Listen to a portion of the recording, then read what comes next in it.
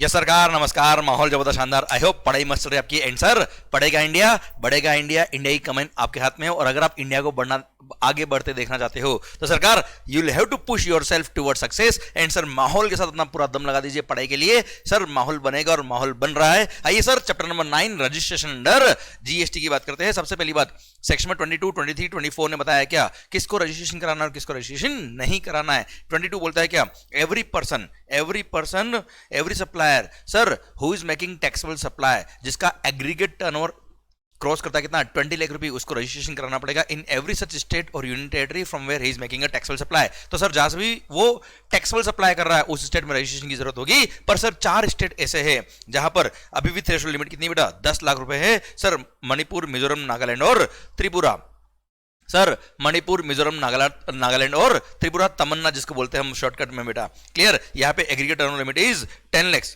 यहाँ पर aggregate turnover limit is 10 lakh, और इन 4 के अलावा कोई भी अदर स्टेट्स है तो ऐसे केस में सर 20 लाख रुपए की। अच्छा, ध्यान देना बेटा, अगर आपका मल्टीपल स्टेट में ब्रांच है पैन इंडिया बेस पर, सर जितने भी आपकी ब्रांचेस है on the same PAN number, जितने भी आपके ब्रांचेस, सबका टर्नओवर क्लब करके फिर देखते हैं एग्रीगेट टर्नओवर। एग्रीगेट टर्नओवर में एग्जिम सप्लाई भी आता है, टैक्सेबल सप्लाई भी आता है, सारे सप्लाईज इंक्लूड करने होते हैं। अच्छा, अब आपका अगर एक भी ब्रांच लायबल फॉर रजिस्ट्रेशन है तो सारी ब्रांच लायबल फॉर रजिस्ट्रेशन हो जाएगी। सारे प्लेसेस ऑफ बिजनेस जहां से आप टैक्सेबल सप्लाई कर रहे हो वो रजिस्ट्रेशन कराना पड़ेंगे।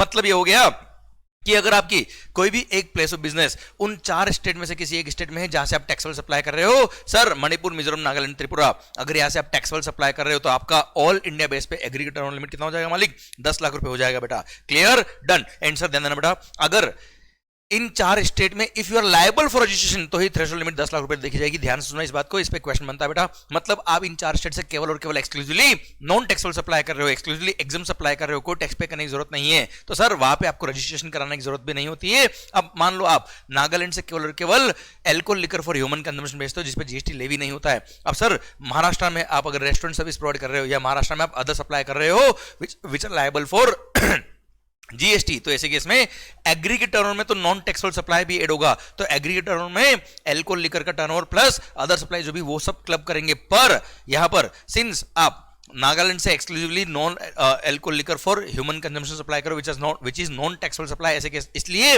नागालैंड में आप लायबल फॉर रजिस्ट्रेशन नहीं हो। और सर, नागालैंड में अगर आप लायबल फॉर रजिस्ट्रेशन नहीं हो तो ऐसे केस में आपका टर्नओवर लिमिट 10 लाख रुपए नहीं देखेंगे। ऐसे केस में aggregate turnover limit will be 20 lakh only, और 20 लाख का टर्नओवर क्रॉस होगा तो ही आपको रजिस्ट्रेशन कराना, नहीं तो रजिस्ट्रेशन की जरूरत नहीं है। हम आगे बात करेंगे क्या, अगर आप एक्सक्लूसिवली गुड सप्लाई करते हो विद इन द स्टेट।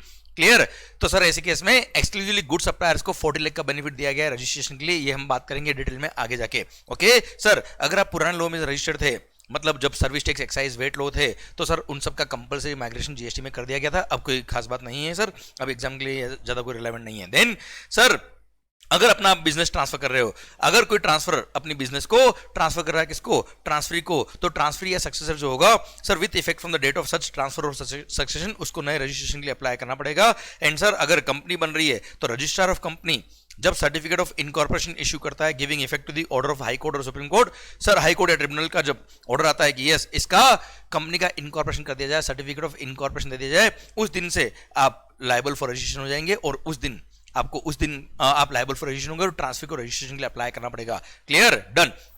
अब सर, ये वाली बात मैं आपसे ऑलरेडी कर चुका हूं, ये वाली बात मैं आपसे ऑलरेडी कर चुका हूं। ये 40 लाख का जो बेनिफिट मिलता है इसके बारे में हम बात करेंगे आगे जाके। क्लियर सरकार, अब आइए क्या एग्रीगेट टर्नओवर में क्या क्या आता है हम ऑलरेडी बात कर चुके हैं। Aggregate turnover in goods taxable supply हो, एग्जाम सप्लाई हो, एक्सपोर्ट हो, इंटरस्टेट सप्लाई हो, सब कुछ इंक्लूड करेगा, पर जीएसटी वाले टैक्सेस को कभी भी इंक्लूड नहीं करने का। प्लस अगर आपने कोई ऐसी इनवर्ट सप्लाई ली जिसमें रिवर्स चार्ज मैकेनिज्म में रेसिपिएंट लायबल है तो वो आपका इनवर्ट सप्लाई है यार, वो आपका आउटवर्ड सप्लाई नहीं है, इसलिए आपके टर्नओवर में इंक्लूड नहीं होगा। भले उस पर आपको टैक्स पे करना है पर that is not your turnover. Clear, done sir. और इसको जो कंप्यूट करना है वो ऑल इंडिया बेस पे सेम पेन नंबर पे जितने भी ब्रांचेस सबका टर्नओवर क्लब करके फिर देखने का है। ओके, आइए अब सेक्शन में 24 पहले हम बात करें, 23 बाद में बात करेंगे। सर सेक्शन में 24 बताया था क्या किन किन लोगों को रजिस्ट्रेशन कराना पड़ेगा। इन लोगों को कंपलसरी रजिस्ट्रेशन है इररेस्पेक्टिव ऑफ फैक्ट कि इनका टर्नओवर कुछ भी हो से कंसर्न नहीं है, इनका टर्नओवर 1 रुपया भी है तो भी रजिस्ट्रेशन करना पड़ेगा। फर्स्ट, अगर आप interstate taxable supply of goods कर रहे हो, आई रिपीट, अगर आप interstate outward supply of services कर रहे हो तो उसमें 20 लाख का बेनिफिट दिया है अलग से नोटिफिकेशन इशू करके। इसलिए interstate outward supply of goods में अगर आप इन्वॉल्व हो तो ऐसे केस में आपको कंपल्सरी रजिस्ट्रेशन करना पड़ेगा। Second, casual taxable person making taxable supply. Then sir अगर आप ऐसी कोई इनवर्स सप्लाई लेते हो जिसमें रिवर्स चार्ज मैकेनिज्म में रेसिपिएंट की लायबिलिटी आती है, तो उस रेसिपिएंट को टैक्स पे करना पड़ता है कंपल्सरीली, इसलिए उसको रजिस्ट्रेशन करना पड़ेगा। देन सर अगर आप इलेक्ट्रॉनिक कॉमर्स ऑपरेटर जो सेक्शन 9 सबसेक्शन 5 में कवर है, मतलब जैसे ओला उबर वगैरह, इनको कंपल्सरी रजिस्ट्रेशन करना पड़ता है। Then NRTP non resident taxable person making taxable supply, उसको कंपल्सरी रजिस्ट्रेशन करना पड़ेगा। देन टीडीएस डिडक्ट करने के लिए जो पर्सन लायबल है, गवर्नमेंट डिपार्टमेंट वगैरह जो सेक्शन 51 में कवर होते हैं, सर ये भले ही जीएसटी में रजिस्टर्ड हो या ना हो, इनको सेपरेट रजिस्ट्रेशन करवाना पड़ता है। देन सरकार अगर आप एजेंट हो बेटा who are supplying the goods और सर्विस और both on behalf of some other person, तो ऐसे केस में उसको कंपल्सरी रजिस्ट्रेशन करना पड़ेगा, कोई बेनिफिट 20 लाख का नहीं मिलता है। देन इनपुट सर्विस डिस्ट्रीब्यूटर भले सेपरेटली रजिस्टर्ड हो या ना हो, सेपरेट रजिस्ट्रेशन करना पड़ता है। देन अगर आप ऐसे किसी इलेक्ट्रॉनिक कॉमर्स ऑपरेटर के थ्रू गुड्स और सर्विस सप्लाई कर रहे हो जहां पर टीसीएस एप्लीकेबल होता है, तो सर वो जो टीसीएस काटने वाला इलेक्ट्रॉनिक कॉमर्स ऑपरेटर है उसको तो रजिस्ट्रेशन कराना ही कराना है, प्लस जो सप्लायर ऑफ गुड्स है, I repeat supplier of goods है, जो उस इलेक्ट्रॉनिक कॉमर्स ऑपरेटर के थ्रू गुड सप्लाई कर रहा है, क्लियर, जहां पे टीसीएस एप्लीकेबल होता है, उस सप्लायर को भी कंपल्सरी रजिस्ट्रेशन होता है। पर सर्विसेज के केस में अलग से बेनिफिट देके एग्जिबिशन दिया हुआ बोला हुआ है, क्या सर्विस सप्लायर अगर है तो उसको 20 लाख का बेनिफिट मिलेगा, भले वो इंटरस्टेट आउटवर्ड सप्लाई करे, भले वो इलेक्ट्रॉनिक कॉमर्स ऑपरेटर के थ्रू सप्लाई करे, कोई कंसर्न नहीं है। सर फिर अगर आप ओआईडीआर सर्विस सप्लाई कर रहे हो, सर आउट ऑफ इंडिया से इंडिया में आप ओआईडीआर सर्विस सप्लाई करो, जैसे netflix.com, उसको कंपल्सरी रजिस्ट्रेशन करना पड़ेगा, प्लस अदर पर्सन जो गवर्नमेंट चाहे तो नोटिफाई कर देगी, उनको कंपल्सरी रजिस्ट्रेशन होगा बेटा। क्लियर, डन, भारत माता की जय। ओके, जैसे आईएसडी हो गया, ओआईडीआर सर्विस सप्लायर हो गया, ये आपके सिलेबस में नहीं आता, पर मैंने लिस्ट में दे रखा था, मैंने बोल दिया आपके लिए, आपको पता है आपके सिलेबस में ये नहीं आते, तो टेंशन लेने की जरूरत नहीं है, इन डेप्थ जाने की जरूरत नहीं। सर आइए सर अब बात करते हैं क्या, सर सर्विसेज के बारे में मैंने आपसे ऑलरेडी बात कर ली कि जिनका सर एक्सक्लूसिवली सर्विस सप्लायर है और सर इंटरस्टेट आउटवर्ड सप्लाई करते हैं अगर सर्विसेज का, तो भी 20 लाख का बेनिफिट आपको मिलेगा, और वो 4 स्टेट में तो 10 लाख का बेनिफिट आपको मिलेगा, कोई कंपल्सरी रजिस्ट्रेशन कराने की जरूरत नहीं है। फिर सर अगर ये जो नोटिफिकेशन आप चाहे तो कट कर दीजिए, क्योंकि ये नोटिफिकेशन अभी काम का नहीं है, सारे सर्विस सप्लायर के लिए बोल दिया कि 20 लाख का बेनिफिट मिल रहा है, तो चिंता करने वाली बात नहीं है। सर सर्विस सप्लायर जो भी उनको 20 लाख रुपए का बेनिफिट मिलेगा, भले वो इंटरस्टेट सप्लाई करे। देन सर अगर आप कैजुअल टैक्सेबल पर्सन हो या अदर पर्सन हो who is making interstate supplies of notified handicraft goods and other notified product which are made by craftsman predominantly by hand, even though some machinery may also भी used in the process, तो sir आप भले ही casual taxable person हो, ध्यान देना casual taxable person को normally compulsory registration होता है। Second, interstate outward supply of goods करो तो भी कंपल्सरी रजिस्ट्रेशन होता है, पर अगर आप नोटिफाइड हैंडीक्राफ्ट गुड्स बेच रहे हो या अदर नोटिफाइड गुड्स जिसमें सर वो हाथ से बनी हुई गुड्स है सर, जिसमें प्रीडोमिनेंटली सर मशीन्स काम नहीं है, मशीन ठीक है थोड़ा बहुत हेल्प के लिए यूज कर सकते हो, तो ऐसे केस में भले आप इंटरस्टेट सप्लाई कर रहे हो, भले आप कैजुअल टैक्सेबल पर्सन हो, फिर भी आपको 20 लाख का बेनिफिट मिलेगा, और अगर उन 4 स्टेट में तो 10 लाख का बेनिफिट मिलेगा, कोई दिक्कत नहीं, कंपल्सरी रजिस्ट्रेशन नहीं कराना पड़ेगा इन नोटिफाइड गुड्स के केस में, अदरवाइज इन लोगों को कंपल्सरी रजिस्ट्रेशन होता है बेटा। क्लियर। फिर सर टैक्सेबल पर्सन की वर्ड को मैंने डिफाइन किया है, टैक्सेबल पर्सन में आपको ऑलरेडी समझा चुका हूं कि taxable person means a person who is registered under GST और is liable to be registered under GST. इसलिए अगर आप सर वॉलंटरी रजिस्ट्रेशन कराते हो तो भी आप टैक्सेबल पर्सन हो, टैक्सेबल पर्सन तो चार्जिंग सेक्शन 9 सबसेक्शन 1 आप पे अट्रैक्ट होता है, और जो भी आप टैक्सेबल सप्लाई करते हो उस पर टैक्स पे करना होता है आपको। सेकंड, अगर आप लायबल फॉर रजिस्ट्रेशन हो पर आपने रजिस्ट्रेशन के लिए अप्लाई नहीं किया, still you are a taxable person, और ऐसे केस में जो भी आप सप्लाई करते हो उस पर टैक्स पे करना पड़ता है, और आपको टैक्स पे करना पड़ेगा, भले ही आपने रजिस्ट्रेशन नहीं कराया तो भी डिपार्टमेंट आपसे टैक्स लेगा with interest with penalty. Bharat माता की जय। आइए सेक्शन 23, किन किन लोगों को एग्जम्प्ट किया गवर्नमेंट ने, the persons who are not liable for registration. सबसे पहली बात, अगर आप एक्सक्लूसिवली ऐसी गुड्स या सर्विस सप्लाई करो which are not liable to tax, जैसे आप केवल दारू बेचते हो बेटा, केवल पेट्रोल बेचते हो बेटा, रजिस्ट्रेशन की जरूरत नहीं है। सेकंड, आप ऐसे सप्लाई करो which are wholly exempt from GST, मतलब सर फॉर एग्जांपल मैं ये पेन बेचता हूं और पेन क्या है एग्जम्प्ट अंडर जीएसटी, तो ऐसे केस में मेरे को रजिस्ट्रेशन कराने की जरूरत नहीं है, अगर मैं एक्सक्लूसिवली एग्जाम सप्लाई ही कर रहा हूं तो। देन सर अगर मैं एग्रीकल्चरल स्टोर, मेरा जो इनकम है वो केवल cultivation out of the land से ही रेवेन्यू आता है, कोई और मेरा रेवेन्यू नहीं है, तो ऐसे केस में मेरा टर्नओवर कुछ भी हो जाए मेरे को रजिस्ट्रेशन कराने की जरूरत नहीं है।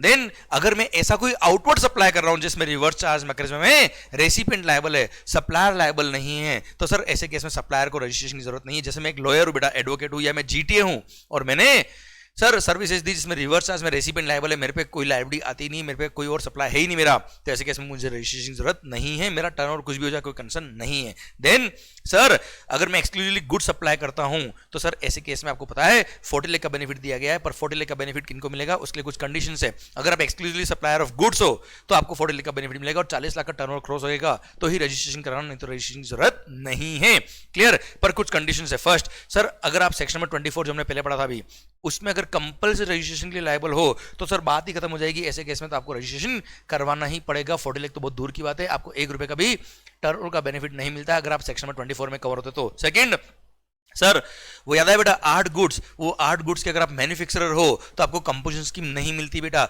यहां पे लिखा है अगर आप उन 8 में से 7 गुड्स लिखी है, यहाँ पे एरेटेड वाटर नहीं लिखा है, बाकी वो सारी गुड्स जो कंपोजिशन स्कीम में थी वो यहाँ पे भी लिखी है, पर यहाँ पे लिखा है क्या, you should not be supplier of any of this goods बेटा। मतलब इन 7 गुड्स के even if you are a supplier, भले ट्रेडिंग करते हो भले आप मैन्युफैक्चरर हो, कोई कंसर्न नहीं है, आप ये 40 लाख के बेनिफिट के लिए एलिजिबल नहीं रहेंगे। वो 7 गुड कौन कौन सी है?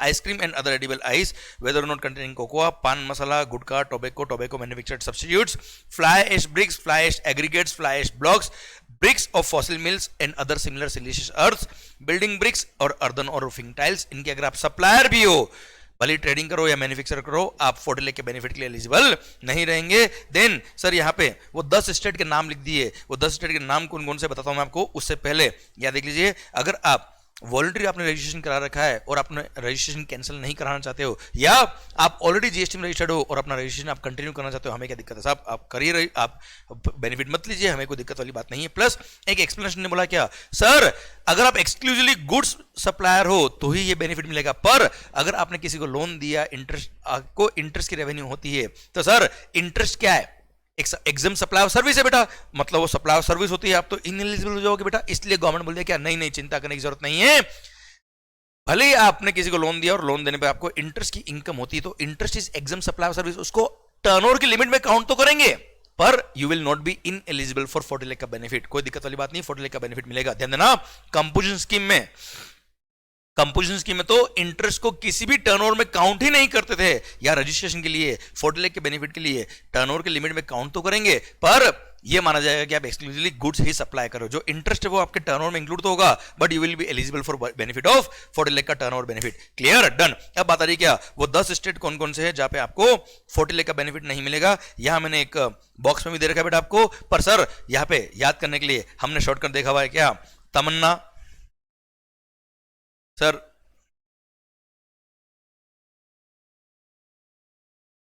तमन्ना awesome TP, clear, time pass, oh Tamanna awesome time pass, हाँ है ना भाई, क्लियर। सर जब कंपोजिशन स्कीम पढ़ा था तब वहां पे तमन्ना ऑसम ही पढ़ा था। सर जब रजिस्ट्रेशन की 10 लाख की लिमिट देखी हमने, 40 लाख की बेनिफिट की बात करी, तब सर टीपी भी ऐड हो गया। और हाँ, जब हम 4 स्टेट की बात करते हैं जहां पे केवल 10 लाख का बेनिफिट मिलता है, वो तमन्ना है बेटा। मतलब सर देखिए आप नाम कैसे याद करने का, तमन्ना, जल्दी बोलो सर, त्रिपुरा, अरे हाँ है ना भाई, मणिपुर, मिजोरम और नागालैंड। तो सर ये देखिए, मणिपुर, मिजोरम, नागालैंड, त्रिपुरा, यहाँ पे 4 स्टेट में 10 लाख का बेनिफिट ही मिलता है, भले गुड सप्लाई करो या सर्विस सप्लाई करो, कोई कंसर्न नहीं। फिर औसम, देन औसम में क्या क्या था बेटा, अरुणाचल प्रदेश, उत्तराखंड, सिक्किम और आपका ये मेघालय। क्लियर? ये 4 स्टेट ऐसे हो गए जिसमें आपको 20 लाख का बेनिफिट मिलेगा, प्लस टीपी मतलब तेलंगाना और पुडुचेरी। ये 6 स्टेट ऐसे हो गए जहां पे आप भले गुड सप्लाई करो एक्सक्लूसिवली, या केवल सर्विस सप्लाई करो, या दोनों सप्लाई करो, 20 लाख का बेनिफिट ही मिलेगा। इसके अलावा जितने भी स्टेट्स है उन सारे स्टेट में आपको 40 लाख का बेनिफिट मिलेगा अगर आप एक्सक्लूसिवली गुड सप्लाई करते हो तो। हाँ, सर्विसेज भी है या केवल सर्विसेज है तो बाकी सारे स्टेट में 20 लाख का बेनिफिट ही है बेटा, ऑब्वियसली।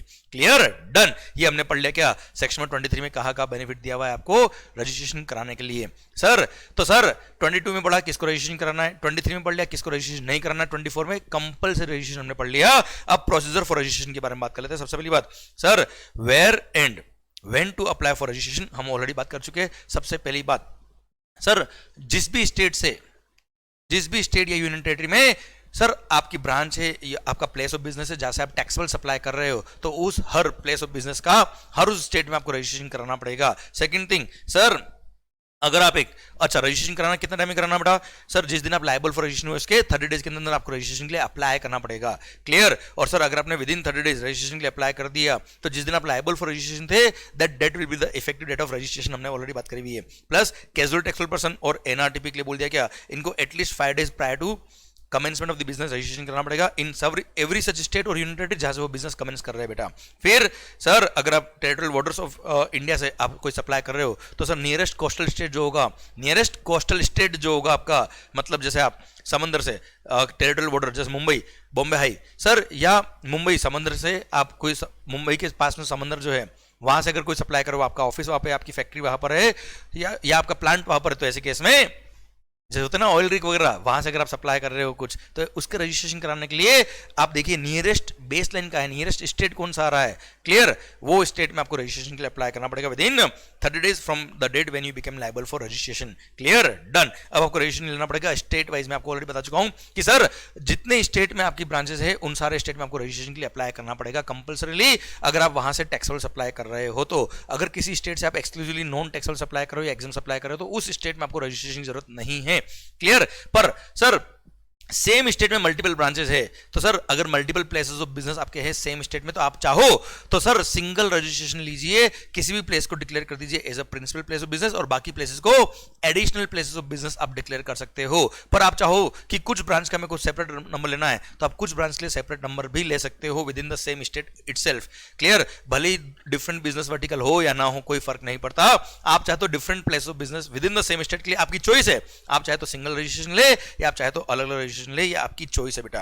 Clear done. सर फिर हमने बात करी क्या, अगर आपने सर सेम स्टेट में अगर अलग अलग रजिस्ट्रेशन नंबर लिए तो सर ध्यान देना बेटा सारे पर्सन्स अपने आप में डिस्टिंक्ट पर्सन कहलाएंगे सर। और दूसरे स्टेट में अगर आपकी ब्रांच है जहां से आप टैक्सेबल सप्लाई करते हो तो वहां तो रजिस्ट्रेशन सेपरेट कराना ही कराना है, तो ये सारी ब्रांचेस कहलाएगी क्या, डिस्टिंक्ट पर्सन कहलाएंगे बेटा आपके। क्लियर। और डिस्टिंक्ट पर्सन अगर होते हैं तो हमने बात करी हुई क्या, ब्रांच ट्रांसफर अगर आपने किया है। क्लियर। तो ऐसे केस में ध्यान देना जैसे ही डिस्टिंक्ट पर्सन को आपने कोई गुड्स ट्रांसफर किया तो ऐसे केस में सप्लाई के स्कोप में आ जाता है ऑल्दो विदाउट कंसिडरेशन। प्लस जैसे ही डिस्टिंक्ट पर्सन बने सारे person in the eyes of law registration number अलग अलग ले रखा है तो ऐसे केस में सब different person in the eyes of the law, इसलिए सबका सेपरेट रिटर्न फाइल होगा, सेपरेट आईटीसी होगा, सेपरेट लायबिलिटी होगी, सब कुछ ऐसा मानेंगे वो सेपरेट पर्सन ही, कंप्लायंस कॉस्ट बढ़ेगी बेटा आपकी। क्लियर। पर अगर दूसरे स्टेट में तो आपको कंप्लायंस करना ही पड़ेंगे। सेम स्टेट में आपकी चॉइस है, आप चाहे तो सिंगल रजिस्ट्रेशन ले या आप चाहे तो मल्टीपल रजिस्ट्रेशन ले, हमें कोई तकलीफ वाली बात नहीं है। Clear done. सर अब सर अगर आप ध्यान देना बेटा अगर आपने कंपोजिशन स्कीम लिया है, क्या लिया बेटा आपने, कंपोजिशन स्कीम लिया है, तो ऐसे केस में आप जब रजिस्ट्रेशन कराएंगे उसी टाइम अगर आप कंपोजिशन ले रहे हो तो उसमें आपको लिखना पड़ेगा कि मैं कंपोजिशन स्कीम ले रहा हूं। और हाँ ध्यान देना बेटा अगर आपकी एक भी ब्रांच कंपोजिशन स्कीम से बाहर तो सारी ब्रांच कंपोजिशन से बाहर, मतलब आपको नॉर्मल टैक्स पे करना तो सबके लिए एक साथ नॉर्मल टैक्स पे करना है, सबके कंपोजिशन लेना तो सबके लिए एक साथ कंपोजिशन लेना है, आपको देखना पड़ेगा आप एलिजिबल हो कि नहीं हो। Clear done. अच्छा आपकी चॉइस है, आप चाहे तो वॉलंटरी रजिस्ट्रेशन करा सकते हो। अगर आपने वॉलंटरी रजिस्ट्रेशन के लिए अप्लाई किया है, भले आपका टर्नओवर क्रॉस नहीं हो रहा है, you are not liable for registration, you can apply for registration under GST voluntarily. पर जैसे ही रजिस्ट्रेशन सर्टिफिकेट आपको मिलता है, date of grant of registration certificate is the effective date of registration in case of voluntary registration बेटा। Clear done. Sir फिर distinct person की बात कर चुका हूं, परमानेंट अकाउंट नंबर के बिना रजिस्ट्रेशन नंबर नहीं मिलेगा, पेन नंबर इज कंपलसरी। पर अगर आप एनआरटीपी हो या ओआईडीआर सर्विस सप्लायर हो, ऑनलाइन इंफॉर्मेशन और डेटाबेस एक्सेस और ट्रिब्यूनल सर्विसेज, वैसे आपके कोर्स में नहीं आता है तो ये तो आउट ऑफ इंडिया वाले लोग हैं ना यार, इनके पास हो सकता है पेन नंबर नहीं होते, ऐसे केस में एनी अदर प्रिस्क्राइब डॉक्यूमेंट के बेस पे इनका रजिस्ट्रेशन इनको मिल जाएगा। जैसे फॉर एग्जांपल इनके देश के अंदर इनका जो वहाँ का टैक्स आइडेंटिफिकेशन नंबर होगा या पासपोर्ट होगा, वैलिड पासपोर्ट, उसके बेस पे इनको रजिस्ट्रेशन नंबर मिल जाता है जीएसटी के अंदर। फिर sir specialised agency of UNO या मल्टीलैटरल फाइनेंशियल इंस्टीट्यूशन और other organisation notified under United Nations privileges and immunities act वगैरह को, या फॉरेन एम्बेसी वगैरह जो होती है ना, काउंसलेट वगैरह बेटा, इनको एक सेपरेट नंबर लेना पड़ता है as a UIN, unique identification number, UIN holder होता है। और इनको हर स्टेट वाइज यूआईएन नंबर अलग से लेने की जरूरत नहीं है, इनका जो सिंगल यूआईएन नंबर होता है वही sir through out the India के लिए वैलिड रहता है। सेकंड बात, सर यूएन होल्डर्स ने अगर कोई आउटवर्ड सप्लाई ऐसा किया है जिसमें नॉर्मल जीएसटी की लायबिलिटी आती है, तो ऐसे केस में उसको सेपरेट जीएसटी नंबर लेना पड़ता है बेटा। ये यूआईएन नंबर जो उन्होंने लिया वो इनवर्ड सप्लाई पे लिया है, इनवर्ड सप्लाई पर जो भी इन्होंने टैक्स पे किया होता है उसका रिफंड मिलता है इनको, उसके लिए यूआईएन नंबर काम आता है बच्चा इनके। Clear, done. सर नेक्स्ट बात देखिए, अगर कोई सर्च सीजर इंस्पेक्शन वगैरह किया, कोई प्रोसीडिंग किया, उस टाइम पता पड़ा कि you are liable for registration और आपने रजिस्ट्रेशन के लिए अप्लाई नहीं किया, तो ऐसे केस में प्रॉपर ऑफिसर के पास पावर है कि वो चाहे तो आपका कंपल्सरी रजिस्ट्रेशन कर दे, सुओ मोटो रजिस्ट्रेशन बोला जाता है उसके केस में। एंड सर ऐसे केस में ध्यान देना बेटा, सर अगर ऑफिसर ने रजिस्ट्रेशन कर दिया और आपको लगता है कि नहीं ऑफिसर ने जो किया सही किया, तो ऐसे केस में आप subsequently with in 30 days registration के लिए अप्लाई कर दीजिए, या फिर आप अपील फाइल कर दीजिए। अपील फाइल करिए तो सर उसका जजमेंट जो आएगा उसमें अगर आप केस हार गए तो आपको फिर रजिस्ट्रेशन के लिए अप्लाई करना पड़ेगा, जीत गए तो ओके सर, माहौल जबरदस्त शानदार हो जाएगा बेटा आपका। Clear, done. सर अब लास्ट बात, अगर आपका एक यूनिट, जैसे मान लो महाराष्ट्र के अंदर 2 यूनिट है, तो आपकी चॉइस है कि सिंगल रजिस्ट्रेशन ले या अलग अलग रजिस्ट्रेशन नंबर ले, पर एक unit domestic tariff area normal market में है और एक यूनिट एसईजेड में है, तो यहां पर आपकी चॉइस नहीं है, एसईजेड यूनिट के लिए आपको सेपरेट रजिस्ट्रेशन नंबर लेना ही पड़ेगा। Clear, done.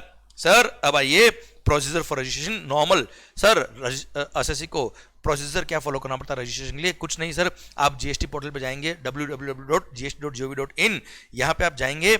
सर जैसे मैंने आपको बता रखा लेक्चर के अंदर, पोर्टल पे आप जाते हैं बेटा, हमने देखा है पोर्टल बेटा। क्लियर, वहां पे जाके न्यू रजिस्ट्रेशन के लिए अप्लाई करेंगे, फॉर्म ओपन हो जाएगा, कौन सा form number GST REG01। Clear, form number GST REG01 जो ओपन होगा उसके 2 पार्ट है, पार्ट ए और part B. Sir part A के अंदर आपको इन्फॉर्मेशन देनी पड़ेगी, कौन सी? आपके पैन नंबर की। क्लियर, आपका पैन नंबर इंसर्ट करना पड़ेगा, पैन नंबर इंसर्ट करोगे, कौन से स्टेट में या यूनियन टेरिटरी में आपको रजिस्ट्रेशन कराना है, ज्यूरिसडिक्शनल डिटेल आपको डालनी पड़ेगी। आप जैसे ये पैन नंबर डालेंगे, पैन नंबर से डेटा फैच करेगा वो जीएसटी पोर्टल, कहाँ से? इनकम टैक्स की वेबसाइट से, सीबीडीटी की वेबसाइट से डेटा फैच कर लेगा, वहां से आपका सर सारा इन्फॉर्मेशन वहां पे ऑटो फिल हो जाएगा। फिर वहां पर इनकम टैक्स वेबसाइट पे आपके पैन नंबर पे जो मोबाइल नंबर और ईमेल आईडी लिंक्ड है, उस मोबाइल नंबर और ईमेल आईडी पर एक ओटीपी आएगा। सर उस ओटीपी से आप वेरीफाई करेंगे, एंड सर यहां से जैसे आपने वेरीफाई किया, ओटीपी डाला, 1 टाइम पासवर्ड, ईमेल आईडी पे जो ओटीपी आया वो एंड मोबाइल नंबर पे जो ओटीपी आया वो वेरीफाई हो गया। सर उसके बाद आप जब सबमिट करेंगे एप्लीकेशन, तो पार्ट ए सबमिट हो जाएगा। पार्ट ए जैसे सबमिट होगा आपको एक टेम्पररी रेफरेंस नंबर इश्यू होगा, और उसके बाद टेम्पररी रेफरेंस नंबर आपके मोबाइल नंबर और ईमेल आईडी पे आ जाएगा, और उस टीआरएन को यूज करके आप अपना एप्लीकेशन का पार्ट बी ओपन करेंगे। आई होप आपको ये याद आ रहा है सारी चीजें बेटा, रिवीजन चल रहा है। सर अब पार्ट बी ओपन हो जाएगा, पार्ट बी के अंदर जितनी भी इन्फॉर्मेशन है, आपके बिजनेस की सारी इन्फॉर्मेशन होगी, कौन कौन सप्लाई आप करते हो, आपके प्लेसेस ऑफ बिजनेस कौन कौन से, प्रिंसिपल प्लेस ऑफ बिजनेस क्या है, एडिशनल प्लेसेस ऑफ बिजनेस क्या क्या है। सर ये सब आपको इन्फॉर्मेशन देनी पड़ेगी, डॉक्यूमेंट जो भी चाहिए उसमें स्कैन करके आपको अपलोड करने पड़ते हैं। ये सारी इन्फॉर्मेशन अपलोड करने के बाद सर जब आप एप्लीकेशन सबमिट करेंगे तब ध्यान देना बेटा, आपसे पूछेगा कि आपको आधार ऑथेंटिकेशन कराना है या नहीं। अगर नहीं कराना है तो आपकी एप्लीकेशन प्रोसीड हो जाएगी, पर अगर आपने आधार ऑथेंटिकेशन के लिए ऑप्ट किया तो ऐसे केस में जब आपने आधार ऑथेंटिकेशन के लिए ऑप्ट किया तो या तो आधार ऑथेंटिकेशन हो गया, या 15 days from the date of submission of the application after filling the part B. Sir whichever is earlier, मतलब या तो आपने सर आधार ऑथेंटिकेशन करवा दिया, या आधार ऑथेंटिकेशन नहीं, आपने ऑप्ट किया पर आप फेल हो गए आधार ऑथेंटिकेशन में, या आपने नहीं कराया आधार ऑथेंटिकेशन, तो जब आपने एप्लीकेशन सबमिट करी थी इन पार्ट बी, सर उससे 15 डेज बाद ये मान लेंगे आपने एप्लीकेशन सबमिट कर दी है बेटा। क्लियर, अब ध्यान देना बच्चों, ये तो हो गया date of submission of application. अब आपकी एप्लीकेशन जब सबमिट होती है बेटा, उसके बाद प्रॉपर ऑफिसर क्या करेगा, एप्लीकेशन को एग्जामिन करेगा अलॉन्ग विद द डॉक्यूमेंट जो आपने अटैच किए, ऑनलाइन स्कैन करके अपलोड किए होंगे, वो सारे डॉक्यूमेंट चेक करेगा। पर ध्यान देना बेटा, गुजरात बिंग दी मॉडल स्टेट यहाँ पे पहली बार इंप्लीमेंट किया सर, और इसके लिए अलग से एक प्रोसीजर दिया। गुजरात में जो भी लोग रजिस्ट्रेशन के लिए अप्लाई कर रहे हैं, अगर कोई पर्सन रजिस्ट्रेशन के लिए अप्लाई कर रहा है और कॉमन पोर्टल ने on the basis of risk parameters and data analysis, जानना बेटा, जैसे ही आप आधार नंबर बेस्ड, देखो जितने भी ये रजिस्ट्रेशन होते हैं बेटा, पैन नंबर होता है आपका बेटा, आधार नंबर लिंक्ड होता है बेटा, तो आपकी पूरी कुंडली डिपार्टमेंट के पास है। अब मान लो आपने कोई फ्रॉड किया हुआ था जीएसटी में और आपको लात दे के बाहर निकल दिया था डिपार्टमेंट ने, मान लो आपका लात दे के बाहर निकल दिया, मतलब सर आपका रजिस्ट्रेशन डिपार्टमेंट ने क्या कर दिया था, कैंसिल कर दिया था किसी कारण से। अब मान लो वही पर्सन दूसरी कंपनी बना के नए रजिस्ट्रेशन के लिए अप्लाई करता है, तो गुजरात स्टेट में पहली बार एप्लीकेबल किया और बोला क्या, अगर on the basis of data analysis and risk parameters, अगर डिपार्टमेंट को लगता है, प्रॉपर ऑफिसर को लगता है कि इस पर्सन को फिजिकली यहां डिपार्टमेंट बुलाना चाहिए, तो यहां पर जीएसटी फैसिलिटेशन सेंटर जो डिपार्टमेंट जो गवर्नमेंट अपॉइंट करेगा, मतलब 8% जीएसटी डिपार्टमेंट ही है बेटा, वहां पे उस पर्सन को फिजिकली आना पड़ेगा। सर अपने बायोमेट्रिक यूज करके, आधार बेस्ड होता है ना बायोमेट्रिक, यूज करके वेरिफिकेशन करना पड़ेगा, अपने ओरिजिनल डॉक्यूमेंट देने पड़ेंगे, ओरिजिनल डॉक्यूमेंट को वो वेरीफाई करेंगे, चेक करेंगे और उसके बाद ही आपकी एप्लीकेशन फॉर रजिस्ट्रेशन प्रोसीड की जाएगी बेटा। क्लियर? पर ये अभी एप्लीकेबल केवल केवल गुजरात में किया है, अगर वहां सक्सेसफुल रहा तो धीरे धीरे आगे भी इंप्लीमेंट करेंगे अदर स्टेट्स में बेटा। ओके, अब सर आपकी एप्लीकेशन आपने सबमिट करी बेटा। क्लियर? सबमिट करने के बाद आपकी application shall be forwarded to proper officer. पर अगर आप एक कैजुअल टेक्सुअल पर्सन, अच्छा आपको एक सर एक्नॉलेजमेंट भी मिल जाएगा इन द प्रिस्क्राइब फॉर्म कि आपकी एप्लीकेशन फॉर रजिस्ट्रेशन हमारे पास आ गई है। प्लस कैजुअल टेक्सुअल पर्सन या एनआरटीपी अगर आप हो, देखो एनआरटीपी के लिए प्रोसीजर अलग दे रखा है, कैजुअल टेक्सुअल पर्सन अगर आप हो तो ये सेम प्रोसीजर है। ऐसे कैसे बोल दिया क्या, आप पहले एस्टिमेटेड टैक्स लायबिलिटी एडवांस में पे करेंगे, उसके बाद ही आपका सर प्रोविजनल एक्नॉलेजमेंट नंबर मिलेगा, सर आपकी एप्लीकेशन फॉर रजिस्ट्रेशन तभी प्रोसीड हो पाएगी। ओके, अब सर आपकी एप्लीकेशन प्रोसीड होगी कहां पर, फॉरवर्ड होगी कहां, प्रॉपर ऑफिसर के पास। अब प्रॉपर ऑफिसर क्या करेंगे, एग्जामिन करेंगे आपकी application and accompanying document. If everything is found okay, माहौल जबरदस्त शानदार, तो ऐसे केस में within 7 working days from the date of submission of application आपको रजिस्ट्रेशन सर्टिफिकेट मिल जाएगा in form number GST RAG 06। पर अगर उनको लगता है कि मामला गड़बड़ है तो ऐसे केस में प्रॉपर ऑफिसर आपको क्या करेगा, नोटिस इश्यू कर देगा विद इन 7 वर्किंग डेज। ध्यान देना बेटा। सर अगर आपने एप्लीकेशन सबमिट करी उसके 7 वर्किंग डे में या तो आपको सर्टिफिकेट ऑफ रजिस्ट्रेशन दे देंगे इफ एवरीथिंग इज ओके, नहीं तो आपको नोटिस इश्यू कर देंगे। अगर डिपार्टमेंट ने, प्रॉपर ऑफिसर ने 7 दिन में ना नोटिस इश्यू किया ना सर्टिफिकेट दिया तो ये मान लेंगे कि आपकी एप्लीकेशन फॉर रजिस्ट्रेशन क्या हो गई, अप्रूव हो गई, डीम्ड अप्रूवल ऑफ रजिस्ट्रेशन मानते हैं बेटा उसको। क्लियर? अब मान लो डिपार्टमेंट ने आपको नोटिस इश्यू कर दिया, अच्छा नोटिस क्यों इश्यू करेगा, अगर उनको कोई क्लैरिफिकेशन चाहिए, कोई एडिशनल डॉक्यूमेंट चाहिए, कोई कंफ्यूजन है सर, क्लियर, या कोई एडिशनल इन्फॉर्मेशन डॉक्यूमेंट रिकॉर्ड्स वगैरह चाहिए आपसे तो वो मंगाएंगे। उस नोटिस का आपको रिप्लाई देना पड़ेगा within 7 days. Clear? 7 working day में आपने नोटिस का रिप्लाई अगर नहीं दिया तो योर एप्लीकेशन में भी रिजेक्टेड।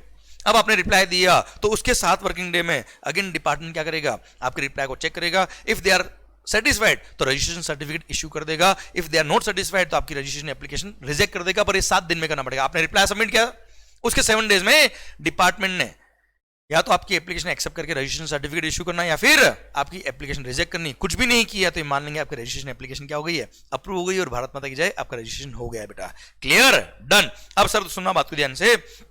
सर अब देखो यहां पे मैंने बताया आपको, जब आपने एप्लीकेशन सबमिट करी वहां से 7 दिन का टाइम है डिपार्टमेंट पास, या तो आपको नोटिस इश्यू कर दे या फिर आपको सर्टिफिकेट इश्यू कर दे। पर सर 3 केस में, 3 केस कौन कौन से बेटा, फर्स्ट अगर आपने ये 3 केस यहां रिपीट किया बेटा, 3 केस कौन कौन से, अगर आपने आधार ऑथेंटिकेशन के लिए ऑप्ट ही नहीं किया था वो लोग। सेकंड, आपने आधार ऑथेंटिकेशन के लिए ऑप्ट तो किया but you failed for Aadhaar authentication, आपने आधार ऑथेंटिकेशन नहीं करवाया या फेल हो गए बेटा।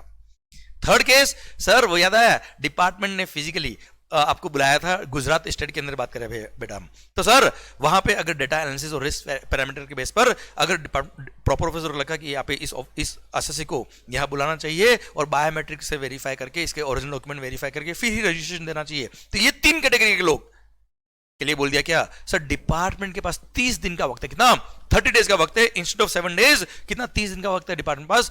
इधर 30 दिन में डिपार्टमेंट आपको सर्टिफिकेट ऑफ रजिस्ट्रेशन दे देगा after physical verification of the place of business of the applicant. Sir मतलब 30 दिन का वक्त है, पहले फिजिकल वेरिफिकेशन ऑफ प्रीमाइसेस करेगा, आपके बिजनेस प्लेस को वेरीफाई करेंगे और उसके बाद या तो सर्टिफिकेट ऑफ रजिस्ट्रेशन आपको इश्यू कर देंगे या फिर वो आपको नोटिस इश्यू कर देंगे कि भाई साहब ये डॉक्यूमेंट ये इंफॉर्मेशन हमको और दीजिए। अच्छा, इन 3 कैटेगरी ऑफ लोगों को 30 दिन में डिपार्टमेंट ने न तो सर्टिफिकेट ऑफ रजिस्ट्रेशन इशू किया सर, नहीं डिपार्टमेंट ने कोई नोटिस इशू किया, तो ऐसे केस में मान लेंगे कि इनका रजिस्ट्रेशन एप्लीकेशन अप्रूव हो गई है, इनका रजिस्ट्रेशन हो गया बेटा। पर इनके केस में 30 दिन का वक्त है, नॉर्मल लोगों के केस में 7 दिन का वक्त है बेटा। ये रहा डीम्ड अप्रूवल ऑफ एप्लीकेशन, ये मैं तीनों पॉइंट आपको पढ़ा चुका हूं बच्चा। Clear? Now information required while filing the application for registration, valid PAN number, valid mobile number, email address, prescribed document information on all mandatory fields of information. Then place of business क्या है, आपके सारे place of business declare करना पड़ेंगे, jurisdictional detail कौन से jurisdiction में आप फॉलो करते हो बेटा। Then valid bank account number, IFSC code उस बैंक का, at least 1 proprietor, partner, director, karta, trustee, manager with corresponding member with the corresponding pen and authorized signatory who is the resident of India with valid details including pan number, ये सारी information आपको देनी पड़ेगी। अब साहब आधार authentication किन कराना पड़ता है, सबसे पहली बात तो ये कि सर आधार ऑथेंटिकेशन किसको नहीं कराना पड़ता, पहले मैं बता रहा हूं आपको ये वाला। Aadhaar authentication not required in the following cases. Sir a person who is not a citizen of India, उसके बाद आधार होगा ही नहीं बेटा। सेकंड, डिपार्टमेंट और establishment of the central government, state government, local authority, statutory body, PSU या a person applying for UIN number. Clear, इन लोगों को आधार ऑथेंटिकेशन नहीं करवाना पड़ेगा। बाकी 1 अप्रैल 2020 के बाद जो भी लोग रजिस्ट्रेशन के लिए अप्लाई कर रहे हैं उनको आधार ऑथेंटिकेशन करवाना पड़ेगा। अब आधार ऑथेंटिकेशन कौन करवाएगा सर? इंडिविजुअल अगर अप्लाई करा तो वो खुद कराएगा सर, या फिर authorise signatory of all types, managing and authorise partners and karta of an HUF, ये लोग क्या करेंगे? आधार ऑथेंटिकेशन करवाएंगे। क्लियर, और ऐसे केस में इनका सर्टिफिकेट ऑफ रजिस्ट्रेशन तभी इशू होगा जब इन्होंने आधार ऑथेंटिकेशन करवाया है। और हाँ सर, ध्यान देना बेटा, अगर आप ऑलरेडी जीएसटी में रजिस्टर्ड हो, 1 अप्रैल 2020 से पहले से आप रजिस्टर्ड हो, और सर आपका आधार ऑथेंटिकेशन तो 1 अप्रैल 2020 के बाद चालू हुआ बेटा, पर उससे पहले आपका रजिस्ट्रेशन था, तो आपका हो सकता है आधार ऑथेंटिकेशन नहीं हो रखा। अब आपका आधार ऑथेंटिकेशन नहीं हो रखा, आप जीएसटी में रजिस्टर्ड हो, और सर इन 3 पर्पज के लिए आप अप्लाई कर रहे हो, इन 3 में से किसी भी एक पर्पस के लिए अप्लाई करो तो आपको पहले आधार ऑथेंटिकेशन करवाना पड़ेगा। सर आप अप्लाई करोगे किसके लिए? Revocation of cancellation of registration के लिए, या फिर आप रिफंड एप्लीकेशन के लिए अप्लाई कर रहे हो अंडर रूल नंबर 89, या फिर आप रिफंड के लिए अप्लाई करो under rule number 96 in respect of IGST paid on export of goods. आपने गुड्स एक्सपोर्ट किया, उस पर आईजीएसटी पे किया, उसके रिफंड के लिए अप्लाई कर रहे हो, तो ये 3 पर्पस के लिए आपको पहले आधार ऑथेंटिकेशन करवाना पड़ेगा। आधार ऑथेंटिकेशन नहीं है तो सर ये एप्लीकेशन की प्रोसीड नहीं होगी। अच्छा, अब मान लो आपको इन 3 पर्पस के लिए अप्लाई करना है, आधार ऑथेंटिकेशन करवाना पड़ेगा, पर आपके पास आधार नंबर ही नहीं है, तो ऐसे केस में सर बोला है क्या, एक बार आप पहले आधार के लिए अप्लाई करिए, उसका जो आधार का एनरोलमेंट आईडी स्लिप होगा वो प्लस इन 4 में से कोई भी एक डॉक्यूमेंट सबमिट कर देना, आपका एक बार ये वाली एप्लीकेशन हम प्रोसीड कर देंगे। और सर जिस दिन आपको आधार नंबर मिल जाए उसके 30 दिन के अंदर आप अपना आधार ऑथेंटिकेशन करवा दीजिएगा। Clear, done. सरकार अब आइए, physical verification of business premises in certain cases, rule number 25 ये बोलता है क्या, अगर किसी भी पर्सन, जैसे हमने अभी तक पढ़ा क्या, जिन लोगों का आधार ऑथेंटिकेशन के लिए अप्लाई नहीं किया है, आधार ऑथेंटिकेशन में फेल हो गए, या किसी पर्सन को रजिस्ट्रेशन सर्टिफिकेट मिल भी गया सर, तो उसके बाद भी देखो जिन्होंने आधार ऑथेंटिकेशन के लिए ऑप्ट किया ही नहीं, आधार ऑथेंटिकेशन में फेल हो गए, तो वहां पे before grant of registration certificate department principal place of business का फिजिकल वेरिफिकेशन करेगा। क्लियर, और इनफैक्ट आपका रजिस्ट्रेशन सर्टिफिकेट मिल गया, उसके बाद भी वो लोग क्या कर सकते हैं बेटा, सर आधार आपके प्रिंसिपल प्लेस ऑफ बिजनेस का फिजिकल वेरिफिकेशन करने आ सकते हैं। अगर वो आए हैं तो आपको चाय नाश्ता कराना पड़ेगा, सर हाथ जोड़ के खड़ा रहना पड़ेगा, ऐसा कोई जरूरत नहीं भाई, अब की बार हम सबकी सरकार और सर गवर्नमेंट ने बोल दिया चिंता करने वाली बात नहीं है। ऑफिसर जब आएंगे आपको कोऑपरेट करना पड़ेगा, सर सारी इन्फॉर्मेशन डॉक्यूमेंट देने पड़ेंगे, फिजिकल वेरिफिकेशन करना है, तो every part of the factory या जो भी प्रीमाइसेस आपका है उसका एक्सेस आपको प्रोवाइड करना पड़ेगा। सर उनको दिखाना पड़ेगा फैक्ट्री क्या है या आपकी ऑफिस क्या है, डॉक्यूमेंट्स वगैरह वेरीफाई कराना पड़ेंगे, and they can also they will upload the report of the physical verification of the premises within 15 days along with the photographs. Clear, वो सबमिट करेंगे ऑफिसर्स ये रिपोर्ट फिजिकल वेरिफिकेशन करने की। Okay done. सरकार now how Aadhaar authentication is done. Sir Aadhaar authentication कैसे होता है? कुछ नहीं सर, जो आपका मोबाइल नंबर आधार से लिंक्ड है उस मोबाइल नंबर पे एक लिंक आता है, उस लिंक पे आप क्लिक करते हो विंडो ओपन होती है बेटा, उस विंडो पे आप ओटीपी आपके मोबाइल नंबर पे आता है, वो डालेंगे आपका आधार ऑथेंटिकेशन हो जाएगा। डन, इतना सिंपल सा प्रोसेस है, 2 मिनट भी नहीं लगते इसके अंदर। अब रजिस्ट्रेशन नंबर जो मिलते हैं आपको पता है 15 डिजिट अल्फान्यूमेरिक नंबर होता है, फर्स्ट 2 डिजिट होते हैं आपके स्टेट कोड, नेक्स्ट 10 होता है PAN, then entity code, entity का नंबर, और फिर IT software based checksum character आते हैं 2 लास्ट के। Okay now effective date of registration क्या होगा मैं आपको बता चुका हूं, if you are liable for registration, और 30 दिन में अगर आपने रजिस्ट्रेशन के लिए अप्लाई कर दिया तो ऐसे केस में जो आपका इफेक्टिव डेट ऑफ रजिस्ट्रेशन होगा वही आपका, जो आपका date of liable of registration जिस दिन आप थे वही आपका इफेक्टिव डेट ऑफ रजिस्ट्रेशन हो जाएगा। पर अगर आपने 30 दिन के बाद रजिस्ट्रेशन के लिए अप्लाई किया तो जब ग्रांट ऑफ रजिस्ट्रेशन सर्टिफिकेट होगा वो आपका इफेक्टिव डेट ऑफ रजिस्ट्रेशन होगा। पर नेक्स्ट बात, अगर आपने वॉलंटरी रजिस्ट्रेशन के लिए अप्लाई किया तो date of grant of registration certificate क्या होगा बेटा, आपका इफेक्टिव डेट ऑफ रजिस्ट्रेशन होगा। Then bank account details, rule number 10A बोलता है क्या, सर जब आप रजिस्ट्रेशन के लिए अप्लाई कर रहे थे तब अगर आपके पास बैंक अकाउंट डिटेल्स नहीं है कोई बात नहीं, आपकी एप्लीकेशन फॉर रजिस्ट्रेशन हम प्रोसीड कर देंगे, आपको रजिस्ट्रेशन सर्टिफिकेट दे देंगे। पर जब रजिस्ट्रेशन सर्टिफिकेट आपको दिया सर ध्यान देना बेटा, उसके बाद date of grant of registration या जो आपको date on which the return required under section 39 is due to be furnished whichever is earlier, मतलब फर्स्ट रिटर्न जो आपको फाइल करना होता है उसका जो रिटर्न फाइल करने का ड्यू डेट आ रहा है वो, या जिस दिन आपको सर्टिफिकेट ऑफ रजिस्ट्रेशन मिला है वो, व्हिचएवर इज अर्लियर, उसके 45 डेज के अंदर बैंक अकाउंट इन्फॉर्मेशन फर्निश कर देना, हमें कोई दिक्कत नहीं। पर ध्यान देना पड़ा ये 45 डेज में अगर आपने बैंक अकाउंट इन्फॉर्मेशन फर्निश नहीं करी तो आगे हम पढ़ने वाले रजिस्ट्रेशन आपका कैंसिल हो जाएगा। ये प्रॉपर ऑफिसर के पास पावर है, आपका रजिस्ट्रेशन कैंसिल कर सकता है। पर हाँ ये facility is not applicable to the following person. First, a person who have been granted registration under rule number 12, मतलब टीडीएस और टीसीएस वालों को ये फैसिलिटी नहीं दी गई है। सेकंड, कंपलसरी या सुओ मोटो रजिस्ट्रेशन अगर डिपार्टमेंट ने किया, अगर आप लाइबल फॉर रजिस्ट्रेशन थे और आपने रजिस्ट्रेशन नहीं कराया, ऑफिसर ने कंपलसरी आपका रजिस्ट्रेशन कर दिया, तो इस केस में बैंक अकाउंट डिटेल आपको फर्निश करनी पड़ेगी जब आप अप्लाई करो रजिस्ट्रेशन के लिए। ये फैसिलिटी ऑफ नॉन फर्निशिंग में बैंक अकाउंट डिटेल आपको नहीं मिलती है बेटा। आइए बच्चों, कैजुअल टैक्सेबल पर्सन और एनआरटीपी के बारे में बात कर लेते हैं। सबसे पहली बात हम बात कर चुके हैं इसके बारे में कि कैजुअल टैक्सेबल पर्सन और एनआरटीपी जो होता है बेटा, इनको कंपलसरी रजिस्ट्रेशन कराना पड़ता है if they are making taxable supply, irrespective of fact इनका टर्नओवर कुछ भी उससे कंसर्न नहीं है। सर, कैजुअल टैक्सेबल पर्सन बेटा वो तो इंडिया का ही पर्सन है, वो किसी और स्टेट में जा रहा है टू सप्लाई द गुड्स और सर्विस और both temporary in another state, जहाँ पे उसका कोई फिक्स्ड एस्टेब्लिशमेंट नहीं है। Clear? And he supplying the goods और सर्विस और both in the course or furtherance of his business. और एनआरटीपी जो आउट ऑफ इंडिया से इंडिया में आया है, टेम्पररी आया है to supply the taxable goods और सर्विस और बोथ, सर जिसका कोई फिक्स्ड एस्टेब्लिशमेंट या फिक्स्ड रेसिडेंस इंडिया में नहीं है, उसको बोलते हैं नॉन रेजिडेंट टैक्सेबल पर्सन। इनको कंपल्सरी रजिस्ट्रेशन होता है at least 5 days in advance from the date of, जब इनका बिजनेस कमेंस करना उसके एटलीस्ट 5 days एडवांस में इनको रजिस्ट्रेशन के लिए अप्लाई करना पड़ता है। एस्टिमेटेड टैक्स लायबिलिटी इनको एडवांस में पे करनी पड़ती है। सर अब सुनना बात को ध्यान से, इनका रजिस्ट्रेशन सर्टिफिकेट जो वैलिड होता है कितने दिन के लिए होता है? जितने दिन के लिए इन्होंने अप्लाई किया उतने दिन, या 90 days from the date of grant of registration certificate whichever is earlier. Sir इनका रजिस्ट्रेशन सर्टिफिकेट उस दिन तक वैलिड रहता है, पर अगर मान लो इनको फर्दर एक्सटेंशन चाहिए तो further extension can be applied, ये अप्लाई करेंगे और ऐसे केस में प्रॉपर ऑफिसर इनको फर्दर एक्सटेंशन देगा, पर extension can not be for more than 90 days, मतलब मैक्सिमम 90 दिन के लिए और एक्सटेंशन इनको मिल सकता है। तो सर इनिशियली जो अप्लाई किया था वो दिन और 90 दिन, बस मैक्सिमम इतना ही हो सकता है। तो sir maximum time limit circular भी था बता रहा हूँ, maximum time limit for which CTP और NRTP can be in existence, मतलब 90 days प्लस 90 days 180 दिन के लिए ही ये एग्जिस्टेंस में रह सकते हैं। पर अगर मान लो उसके बियॉन्ड इनको काम करना है तो क्या इनका रजिस्ट्रेशन सर्टिफिकेट फर्दर एक्सटेंड हो सकता है? कि आंसर इज नो। पर ऐसे केस में क्या करना होगा? ऐसे केस में इनको नॉर्मल असेसिंग की तरह रजिस्ट्रेशन के लिए अप्लाई करना पड़ेगा, और इनको जो एग्जीबिशन हो रहा था या जहां इन्होंने टेम्पररी अपनी स्टॉल लगाई थी उसका जो बुकिंग इन्होंने कराया होगा, वो स्टॉल का अलॉटमेंट लेटर जो होगा वही इनका एड्रेस प्रूफ हो जाएगा, और उनके बेस पे इनको नॉर्मल रजिस्ट्रेशन सर्टिफिकेट मिल सकता है। अगर 180 दिन के बाद भी इनको अपना रजिस्ट्रेशन कंटिन्यू करना है तो एज ए नॉर्मल रजिस्ट्रेशन के लिए अप्लाई कर सकते हैं। क्लियर? डन। सेकंड थिंग, जब ये फर्दर एक्सटेंशन के लिए अप्लाई करते हैं तब इनको फर्दर एस्टिमेटेड टैक्स लायबिलिटी और भी पे करनी पड़ेगी।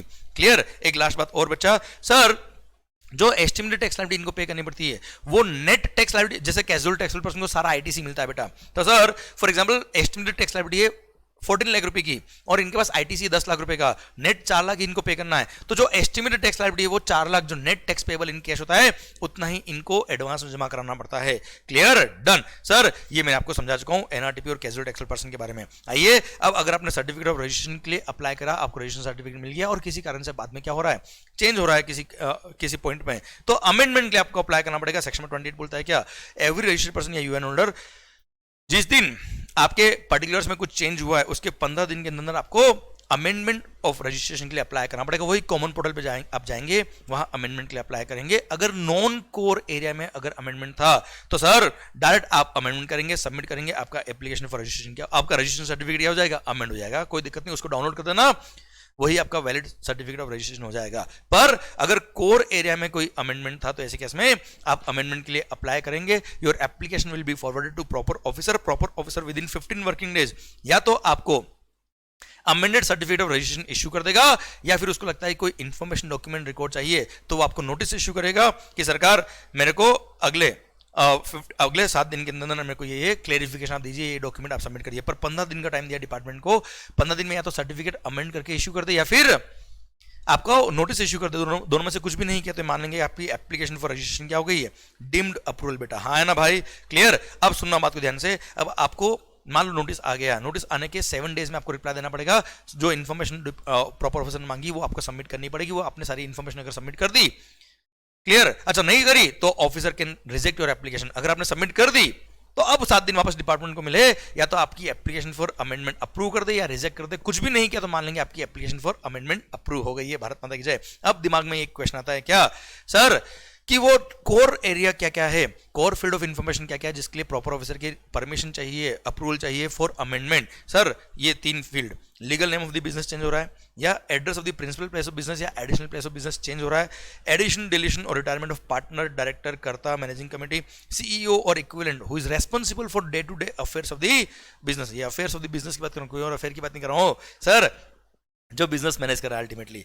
सर तो ऐसे केस में देखो आपका रजिस्ट्रेशन कैंसिल की जरूरत नहीं सर, इन केस में नाम चेंज हुआ, पेन नंबर चेंज नहीं हुआ, जैसे यशवंत मंगल क्लासेस पहले नाम था, अब हमने रख दिया क्या मंगल क्लासेस, तो ऐसे केस में नाम चेंज हुआ साहब, पेन नंबर चेंज नहीं हुआ तो कोई रजिस्ट्रेशन कैंसिल करने की जरूरत नहीं। यहाँ पे सर अमेंडमेंट ऑफ रजिस्ट्रेशन के लिए अप्लाई करना पड़ेगा, कोर फील्ड ऑफ इंफॉर्मेशन है, प्रॉपर ऑफिसर वेरीफाई करेगा, उसके बाद ही वो अप्रूव करेगा।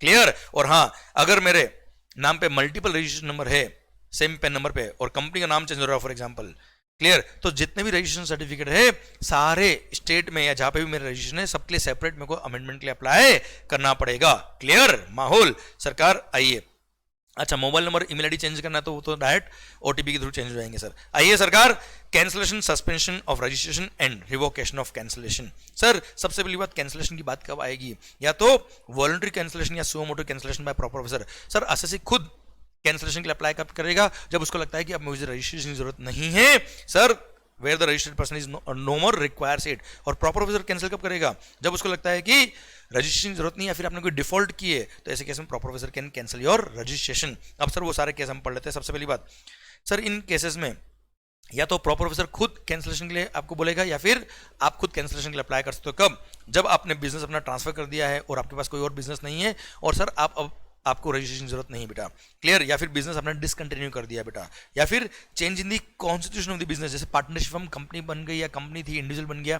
क्लियर। पेन नंबर चेंज, तो sir registration number change, amendment नहीं है बेटा, पेन नंबर चेंज तो रजिस्ट्रेशन नंबर चेंज हो जाएगा, इसलिए आपको पुराने रजिस्ट्रेशन नंबर को क्या करना पड़ेगा, कैंसिलेशन के लिए अप्लाई करना पड़ेगा। देन सर आप सेक्शन में 22 या 24 में पहले लायबल फॉर रजिस्ट्रेशन थे, अब आपकी लायबिलिटी नहीं आ रही, जैसे आपका टर्नओवर अब 20 लाख क्रॉस नहीं हो रहा है, या आप पहले इंटरसेट अप्लाई करते थे, अब आप इंटरसेट अप्लाई करना बंद कर रहे हो बेटा, तो ऐसे केस में you are no longer liable for registration, तो ऐसे केस में कैंसिलेशन के लिए अप्लाई करेंगे। या फिर आपने वॉलंटरी रजिस्ट्रेशन के लिए अप्लाई किया है and now you are opting out for voluntary registration, आप अप्लाई कर सकते हो कैंसिलेशन के लिए, कोई दिक्कत वाली बात नहीं है। क्लियर। अब सर ये फॉलोइंग सर कॉन्ट्रावेंशन अगर आपने किए तो ऐसे केस में proper officer can cancel your registration even retrospectively also बेटा। क्लियर। अब वो कौन कौन से केसेस जहां पे आपका रजिस्ट्रेशन क्या हो सकता है, कैंसिल हो सकता है प्रॉपर ऑफिसर के द्वारा रेट्रोस्पेक्टिवली ऑल्सो। डिफॉल्ट कौन कौन से आपने किए देखना ध्यान से। If he does not conduct any business from the declared place of business, आपने प्लेस ऑफ बिजनेस कुछ और डिक्लेयर किया और काम कहीं और से करो, कुछ ना कुछ गड़बड़ चल रहा है बेटा। या फिर आपने बिल इशू किए विदाउट सप्लाई ऑफ गुड्स और सर्विस और बोथ और in violation of the provisions of this act or rules met therein, मतलब बोगस बिल सप्लाई कर रहे हो, then he violates the provisions of section 171 anti profiting measures के आपने provisions को वायलेट किया। रूल नंबर 10A आपने वायलेट किया, जैसे 45 डेज के अंदर बैंक अकाउंट फर्निश करना था, आपने फर्निश नहीं किया। देन आपने आईटीसी अवेल किया है बोगस बिल की बेस पे, या फिर इन कॉन्ट्रावेंशन ऑफ सेक्शन 16 आपने कॉन्ट्रावेंशन किया है और आपने आईटीसी अवेल किया। सर आपने जीएसटीआर 1 के अंदर आउटवर्ड सप्लाईज ज्यादा दिखाई in one or more of the tax period sir as compare to outward supplies declared by you in your return. Sir आपने 3B जो फाइल किया उसमें सेल कम दिखाई और टैक्स कम पे किया, और जीएसटीआर 1 में सप्लाई ज्यादा दिखाई, इसकी वजह से आईटीसी पास ऑन हो गया, रेसिपिएंट को गड़बड़ कर रहे हो आप, आईटीसी ज्यादा पास ऑन कर रहे हो और टैक्स गवर्नमेंट को कम पे कर रहे हो, तो ऐसे केस में। क्लियर। देन आपने रूल नंबर 86B को वायलेट किया है, जहां पे बोला था ना सर जिनका भी किसी पर्टिकुलर मंथ में value of taxable supply exceeding ₹50 lakh, तो सर उनको एटलीस्ट 1% टैक्स पे करना पड़ेगा through electronic cash ledger. Clear. वो आपने वॉलेट किया। या फिर आपने सर आप मंथली रिटर्न फाइल करते हो बेटा और आपने more than 6 sir continuous period of 6 month तक आपने रिटर्न फाइल नहीं किए, you have not furnish the returns for a continuous period of 6 month. या फिर आपने सर आपने क्यूआरएमपी स्कीम ले रखा है और क्यूआरएमपी स्कीम वालों ने 2 क्वार्टर रिटर्न फाइल करना पड़ा, 2 क्वार्टर के लिए कंटिन्यूस पीरियड ऑफ 2 क्वार्टर के लिए आपने रिटर्न फाइल नहीं, रिटर्न मतलब 3B, तो ऐसे केस में your registration is liable to be cancelled. या फिर आपने कंपोजिशन स्कीम ले रखा है, अब कंपोजिशन स्कीम वालों को तो साल में एक रिटर्न फाइल करना है, जीएसटीआर 4 वो भी फाइनेंशियल खत्म होने के बाद 30 अप्रैल उससे पहले वो भी फाइल नहीं हो रहा आपसे साहब, और 3 महीने गुजर गए from the due date of furnishing the return, तो ऐसे केस में your registration is liable to be cancelled. अब नेक्स्ट आपने वॉलंटरी रजिस्ट्रेशन कराया था और आपने बिजनेस कमेंस नहीं किया within a period of 6 month from the date of grant of registration voluntarily. Then last sir आपने फ्रॉड, विलफुल मिसस्टेटमेंट या सप्रेशन ऑफ फैक्ट करके रजिस्ट्रेशन लिया था, अब आपका रजिस्ट्रेशन हम कैंसिल कर देंगे। क्लियर। और ध्यान रखना बेटा इन सारे केसेस में कैंसलेशन जब डिपार्टमेंट करता है तो आपको एक बार अपॉर्चुनिटी बीइंग हर्ड देगा by way of issue of notice. तब तक के लिए, जब तक कैंसलेशन का ऑर्डर पास नहीं होता, तब तक आपका रजिस्ट्रेशन एक बार टेम्पररी क्या कर देंगे सर, सस्पेंड कर देंगे। क्या कर देंगे मालिक? सस्पेंड। ओके, कैंसिल नहीं किया, सस्पेंड किया बेटा। आइए अब procedure of cancellation of registration की बात कर लेते हैं हम। अगर खुद एसएससी खुद कैंसिलेशन के लिए अप्लाई कर रहा है, जैसे उसका बिजनेस बंद हो गया, बिजनेस ट्रांसफर कर दिया, क्लियर, तो इन केसेस में जब एसएससी खुद कैंसिलेशन के लिए अप्लाई करता है, सबसे पहली बात, जिस दिन वो इवेंट हुआ जिसकी वजह से कैंसिलेशन की लायबिलिटी आई, उसके 30 दिन के अंदर उसको रजिस्ट्रेशन कैंसिलेशन के लिए अप्लाई करना पड़ेगा। वो कैंसिलेशन के लिए जब अप्लाई करेगा, प्रॉपर ऑफिसर उसकी एप्लीकेशन एग्जामिन करेगा और with in 30 days order of cancellation issue कर देंगे इफ एवरीथिंग इज ओके। साथ में ध्यान देना बेटा, उसको एक स्टॉक स्टेटमेंट याद है बेटा, जब भी अपना रजिस्ट्रेशन आप कैंसिल कराते हो तो जितना भी इनपुट स्टॉक में है, जितना भी कैपिटल गुड स्टॉक में, उसका प्रोपोर्शनल आईटीसी जो बनता है वो, या इनकी ओपन मार्केट वैल्यू पे जो जीएसटी बनता है वो, विचएवर इज हायर, इतना आपको टैक्स पे करना पड़ता है बच्चा, है ना, इतना आईटीसी रिवर्स करना पड़ता है। हमने पढ़ा था ना सर सेक्शन में 29 सबसेक्शन 5 और 6, सेक्शन में 29 सबसेक्शन 5 और 6, सर वो इस चैप्टर के थे, हमने आईटीसी के टाइम पढ़ा था बेटा, क्लियर। इसलिए आपको स्टॉक स्टेटमेंट भी सबमिट करना पड़ता है, ये टैक्स ड्यूज होता है वो पे करना पड़ता है, उसके बाद ही आपका रजिस्ट्रेशन क्या करेगा ऑफिसर, कैंसिल। आइए बच्चों, now proper officer cancelling registration suo motu. अगर आपने वो कॉन्ट्रावेशन किया था तो ऐसे केस में ऑफिसर कैंसिल करेगा आपका रजिस्ट्रेशन, पर प्रिंसिपल ऑफ नेचुरल जस्टिस बोलता है क्या, opportunity being heard will be given to the assessee. इसलिए सबसे पहले आपको एक शोकॉज नोटिस इश्यू किया जाएगा, रजिस्टर्ड पर्सन को शोकॉज नोटिस इश्यू करेगा डिपार्टमेंट की ये कारणों से हम आपका रजिस्ट्रेशन क्या कर रहे हैं, कैंसिल करना चाहते हैं। क्या आपको अपने डिफेंस में कुछ कहना है, क्या कोई कारण बताना है कि आपका रजिस्ट्रेशन क्यों कैंसिल ना करे, तो आपको रिप्लाई देना पड़ेगा विद इन नेक्स्ट 7 डेज। अगर रिप्लाई सेटिस्फैक्टरी लगा तो प्रॉपर ऑफिसर क्या कर देगा, प्रोसीडिंग को ड्रॉप कर देगा एंड ऑर्डर पास कर देगा, ठीक है साहब हम रजिस्ट्रेशन कैंसिल नहीं कर रहे। पर अगर आपका रिप्लाई सेटिस्फैक्टरी नहीं लगेगा अगर डिपार्टमेंट को, तो ऐसे केस में प्रॉपर ऑफिसर क्या कर देगा, सर जिस दिन आपने रिप्लाई दिया उसके 30 दिन के अंदर ऑर्डर पास कर देगा फॉर कैंसिलेशन ऑफ रजिस्ट्रेशन। पर ध्यान देना बेटा, सर यहां पे 7 दिन का आपको टाइम दिया रिप्लाई देने का, पर instead of replying to the show cause notice, जिन डिफॉल्ट की वजह से आपका रजिस्ट्रेशन कैंसिल कर रहा है डिपार्टमेंट, उस डिफॉल्ट को आपने रेक्टिफाई कर दिया। जैसे 6 महीने के रिटर्न फाइल नहीं किए थे, आपने रिटर्न फाइल कर दिया along the payment of tax, interest, late filing fee, सब कुछ पे कर दिया, तो ऐसे केस में सर रिप्लाई देने से अच्छा जो कंप्लायंस आपके पेंडिंग थे वो कर दिया आपने पूरे बेटा। तो डिफॉल्ट को अगर आपने रेक्टिफाई कर दिया sir with in next 7 days, तो जब आपको नोटिस आया उसके 7 दिन में आपने instead of replying to the notice आपने ये कंप्लायंस पूरे कर दिए, तो ऐसे केस में डिफॉल्ट को रेक्टिफाई कर दिया, तो ऐसे केस में सर प्रोसीडिंग्स ड्रॉप कर दी जाएगी एंड आपका रजिस्ट्रेशन कैंसिल नहीं करेंगे ये लोग, क्लियर। सर सेक्शन में रूल नंबर 21 ए बोलता है सस्पेंशन ऑफ रजिस्ट्रेशन। देखो बेटा, जब ये प्रोसीडिंग चलेगी रजिस्ट्रेशन कैंसिलेशन की, तब तक के लिए आपका रजिस्ट्रेशन क्या कर दिया जाएगा, सस्पेंड। सबसे पहली बात, पीरियड ऑफ सस्पेंशन क्या होगा, अगर आपने खुद ने वॉलंटरी कैंसिलेशन के लिए अप्लाई किया था, तो सर जब आपने कैंसिलेशन के लिए अप्लाई किया उसमें जो डेट लिखी होगी इस डेट से कैंसिलेशन करना है, वहां से लेके जब आपका ऑर्डर ऑफ कैंसिलेशन नहीं मिलता है, या सर जिस दिन ऑर्डर ऑफ कैंसिलेशन नहीं मिलता तब तक का रजिस्ट्रेशन क्या मान लेंगे, सस्पेंड मान लेंगे। और अगर डिपार्टमेंट आपके रजिस्ट्रेशन को कैंसिल कर रहा है तो ऐसे केस में सुनना बच्चों ध्यान से, सबसे पहली बात sir department including retrospective date आपका रजिस्ट्रेशन क्या कर सकता है, कैंसिल। तो सर जो डेट डिपार्टमेंट डिसाइड करेगी इस दिन से आपका रजिस्ट्रेशन क्या करना है, कैंसिल, उस दिन से आपका रजिस्ट्रेशन क्या मान लेंगे, सस्पेंड कर देंगे। कब तक सर, जब तक कि कैंसिलेशन का ऑर्डर नहीं आता या जब तक कि प्रोसीडिंग खत्म नहीं होती तब तक आपका रजिस्ट्रेशन क्या हो जाएगा, सस्पेंड हो जाएगा। और सस्पेंड करने के लिए आपको क्या कर देंगे सर आपको इलेक्ट्रॉनिकली जीएसटी पोर्टल पे नोटिफिकेशन आ जाएगा साहब, हाँ है ना भाई, डन। सर अब एक खास बात, sir analysis by department leading to suspension. सबसे पहली बात, अगर आपके जीएसटीआर 3B में जो आपने आईटीसी लिया है उसको डिपार्टमेंट ने कंपेयर किया आपके जीएसटीआर 2B से, मतलब जो सप्लायर्स हमने जीएसटीआर 1 फाइल किए होंगे उसके थ्रू जो आपको क्रेडिट आ रही होगी वो 2B में आती है बेटा, और आपके 3B को कंपेयर किया तो आपने आईटीसी बहुत ज्यादा ले रखा है बेटा, या फिर सर आपने जीएसटीआर 1 में आपके खुद के आउटवर्ड सप्लाईज बहुत ज्यादा दिखा रखे और 3B के अंदर आपने आउटवर्ड सप्लाईज कम दिखा रखे, तो ऐसे केस में सर डिपार्टमेंट को अगर ये सिग्निफिकेंस डिफरेंसेस मिले, एनोमलीज मिली, तो इन कॉन्ट्रोवर्सी को ध्यान में रखते हुए डिपार्टमेंट आपका रजिस्ट्रेशन क्या कर देगा, सस्पेंड कर देगा और आपको इलेक्ट्रॉनिकली नोटिफाई कर देगा, इंटीमेट कर देगा on the common portal, plus sir आपको ईमेल पे भी भेज देगा डिपार्टमेंट। मतलब या तो जीएसटी पोर्टल पे नोटिफाई हो जाएगा या फिर ईमेल भेज देंगे और बोल देंगे क्या सर आपका इन कारणों से, इन डिफरेंसेस की वजह से, इन एनोमलीज की वजह से आपका रजिस्ट्रेशन हमने सस्पेंड कर दिया है, आप हमको रीजन बताया कि हम आपका रजिस्ट्रेशन कैंसिल क्यों ना करें, और आपको 30 दिन के अंदर रिप्लाई देना पड़ेगा, नहीं तो आपका रजिस्ट्रेशन क्या हो जाएगा, कैंसिल। अब साहब आपने सुनना, सर इस पीरियड के लिए डिपार्टमेंट क्या कर देगा, आपका रजिस्ट्रेशन सस्पेंड हो जाएगा। अब during the period of suspension no tax will supply और रिटर्न ड्यूरिंग द सस्पेंशन। मतलब ये होता है इसका कि सरकार जब सस्पेंशन हो रखा है उस टाइम आप कोई भी सप्लाई जो कर रहे हो उस पे कस्टमर से आप टैक्स कलेक्ट नहीं कर सकते, you can't collect the tax from the customer, you can't issue a tax invoice, और आप कोई भी रिटर्न फाइल नहीं कर पाएंगे during the period of suspension. अब अगर मान लो बाद में सस्पेंशन विड्रॉ हो गया और रजिस्ट्रेशन कैंसिल नहीं हुआ, रजिस्ट्रेशन आपका रिवाइव हो गया, तो ऐसे केस में during the period of suspension जो भी आपने सप्लाई किया था उन सब सप्लाईज में जो आपने नॉर्मल बिल इश्यू किया होगा उन सब बिल का रेफरेंस देते हुए आप रिवाइज टैक्स इनवॉइस इश्यू कर सकते हो कस्टमर को, और कस्टमर को उस रिवाइज टैक्स इनवॉइस के बेस पे क्रेडिट मिल जाता है। सेकंड थिंग, सर इस पीरियड में जो भी आपने सप्लाई किया है सर उन सब सप्लाईज को आपको सर रिटर्न के अंदर डिक्लेयर करके टैक्स पे करना पड़ेगा। जैसे फर्स्ट रिटर्न फाइल करता ना वही प्रोविजन यहाँ पे अट्रैक्ट होते हैं बेटा। सर अब आता है क्या, नो रिफंड ड्यूरिंग सस्पेंशन, अगर सस्पेंशन चल रहा है उसके बीच में कोई भी रिफंड के लिए अप्लाई नहीं कर पाएंगे। रिवोकेशन ऑफ सस्पेंशन में आपको ऑलरेडी बता चुका हूं बेटा कि सर अगर रजिस्ट्रेशन कैंसिल हो गया आपका तो सस्पेंशन विड्रॉ हो जाएगा, और सर जिस दिन से सस्पेंड किया था उस दिन से मान लेंगे रजिस्ट्रेशन क्या हो गया आपका कैंसिल। या फिर सर आपकी एप्लीकेशन सर डिपार्टमेंट ने रजिस्ट्रेशन कैंसिलेशन के लिए आपको नोटिस दिया था, आपने डिपार्टमेंट को सेटिस्फाई कर दिया कोई गड़बड़ नहीं थी साहब, तो ऐसे केस में सस्पेंशन विड्रॉ कर देंगे, आपका रजिस्ट्रेशन रिवाइव हो जाएगा। ओके मालिक, डन। सरकार फिर टैक्स इनवॉइस और returns after revocation of suspension में आपको ऑलरेडी बात कर चुका हूं, रिवाइज टैक्स इनवॉइस इशू करेंगे और फर्स्ट रिटर्न वाले प्रोविजन यहां पे अट्रैक्ट होते हैं बच्चों। Clear, done. सरकार लास्ट बात, अब रिवर्सल ऑफ क्रेडिट में आपको ऑलरेडी आईटीसी के टाइम बता चुका हूं कि सर अगर आपका रजिस्ट्रेशन क्या हो गया बेटा, कैंसिल हो गया फाइनली, तो सर भले ही खुद ने कैंसिलेशन के लिए अप्लाई किया है, डिपार्टमेंट ने कैंसिल किया, जितना भी इनपुट स्टॉक में है भले रॉ मटेरियल फॉर्म में हो, डब्ल्यूआईपी फॉर्म में हो या फिनिश गुड्स फॉर्म में हो, उन सब का जो आईटीसी आपने ले रखा है वो जितना भी कैपिटल गुड्स आपके स्टॉक में है उस कैपिटल गुड्स के परचेज पे जो आपने आईटीसी लिया था divide by 60 month into remaining useful life of capital goods out of दो 60 मंथ इन कंप्लीट मंथ बेटा। क्लियर, उससे जो आईटीसी आ रहा है या फिर इन सब गुड्स की ओपन मार्केट वैल्यू पे जो जीएसटी बनता है वो विच एवर इज हायर, इतना आपको टैक्स पे करना पड़ता है, इतना आपको आईटीसी रिवर्स करना पड़ता है बेटा। हाँ है ना भाई, डन। ये मैंने रिवाइज करा है, आईटीसी में पढ़ा रखा मैंने। अब revocation of cancellation of registration, last point, sir आपका रजिस्ट्रेशन क्या हो गया बेटा, कैंसिल।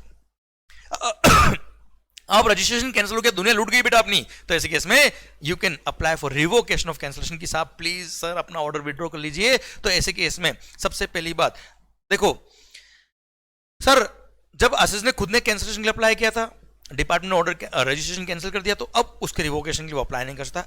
सर प्रॉपर ऑफिसर ने आपने कोई कॉन्ट्रावेंशन किया था, कुछ ऑफेंस किए थे, उसकी वजह से प्रॉपर ऑफिसर ने रजिस्ट्रेशन आपका कैंसिल किया था, अब आप रिवोकेशन के लिए अप्लाई करो साहब प्लीज, कैंसिलेशन का ऑर्डर रिवोक कर दो। तो ऐसे केस में जिस दिन कैंसिलेशन का ऑर्डर उन्होंने पास किया उसके 30 दिन के अंदर आप रिवोकेशन के लिए अप्लाई करेंगे। But before applying for revocation of cancellation जो भी डिफॉल्ट आपके थे जिसकी वजह से रजिस्ट्रेशन कैंसिल हुआ उन डिफॉल्ट को पहले रेक्टिफाई करना पड़ेगा। जो टैक्स ड्यूज बाकी थे, रिटर्न बाकी थे, वो सब आपको फर्निश करना पड़ेंगे, टैक्स पे करना पड़ेगा, इंटरेस्ट पे करना पड़ेगा, लेट फाइलिंग फी एटसेट्रा जो भी डिफॉल्ट था वो सब पे करना पड़ेगा। उसके बाद ही आप रिवोकेशन के लिए अप्लाई करना, पर रिवोकेशन के लिए अप्लाई करना पड़ेगा विद इन 30 डेज। पर सर अगर लेट हो गए तो ज्वाइंट कमिश्नर या एडिशनल कमिश्नर के पास पावर की वो चाहे तो फर्दर 30 दिन का टाइम आपको और दे सकता है, और सर कमिश्नर के पास पावर की और लेट हो गया तो 30 दिन प्लस 30 दिन प्लस 30 दिन का टाइम वो आपको अलाउ कर सकता है। Clear, done. अब सर अगर मान लो आपने अप्लाई किया रिवोकेशन ऑफ कैंसिलेशन के लिए, सर डिपार्टमेंट लगता नहीं हम तो रिवोक नहीं करेंगे, आपकी एप्लीकेशन वो एक्सेप्ट कर सकता है या फिर रिजेक्ट कर सकता है। But before rejecting the application and opportunity being heard will be given to the assessee, आपका रिप्लाई कंसीडर करेंगे, उसके बाद ही वो आपकी एप्लीकेशन रिजेक्ट करेंगे, और अगर एक्सेप्ट कर ली तो सर ठीक है आपका रजिस्ट्रेशन वापस से क्या हो जाएगा, रिवाइव हो जाएगा। भारत माता की जय। और जो देखो सीजीएसटी के लिए जो एप्लीकेबल है वही एसजीएसटी में एप्लीकेबल है, अलग अलग अप्लाई करने की जरूरत नहीं है। सर एसजीएसटी में जो एप्लीकेबल होगा वही सीजीएसटी में भी एप्लीकेबल होगा। भारत माता की जय। एक सर्कुलर था, अगर किसी सोल प्रॉपर्टर की डेथ हो जाती है तो उस केस में क्या होगा, रजिस्ट्रेशन का क्या होगा, आईटीसी का, वो यहाँ पे कंपाइल किए हुए, कोई नया पढ़ नहीं है फिर भी देख लीजिए।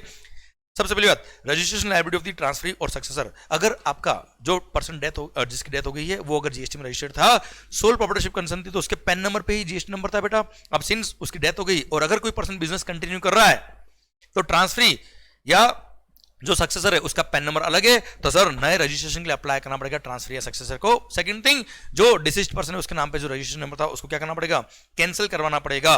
Clear, with in 30 days from the death of that person, 30 दिन के अंदर आपको कैंसिलेशन के लिए अप्लाई करना पड़ेगा। उसके लीगल हायर्स होंगे वो कैंसिलेशन के लिए अप्लाई करेंगे। अब ट्रांसफर ऑफ आईटीसी, मैं आपको ऑलरेडी बता चुका हूं आईटीसी चैप्टर के अंदर कि सर अगर ट्रांसफर अपना बिजनेस ट्रांसफर कर रहा है ट्रांसफरी को, तो ऐसे केस में सर अगर आईटीसी अकाउंट में कोई बैलेंस है तो it can be transfer to transferee, form number GST ITC 02 fill करना पड़ता है, और इधर से ट्रांसफर आईटीसी ट्रांसफर करेगा और रेसिपिएंट जो यूनिट होगी वो अपने जीएसटी पोर्टल पर जाके एक्सेप्ट करेगा तो इसको आईटीसी उसके अकाउंट में क्रेडिट हो जाएगी। अगर आईटीसी का अमाउंट इज एक्सीडिंग ₹2 लाख तो यहाँ पे सीए का या कॉस्ट अकाउंटिंग का सर्टिफिकेट भी चाहिए साहब। क्लियर। अच्छा, डेथ होगी प्रॉपर्टी की तो उसकी लीगल आ रही है फॉर्म फाइल करेंगे बेटा।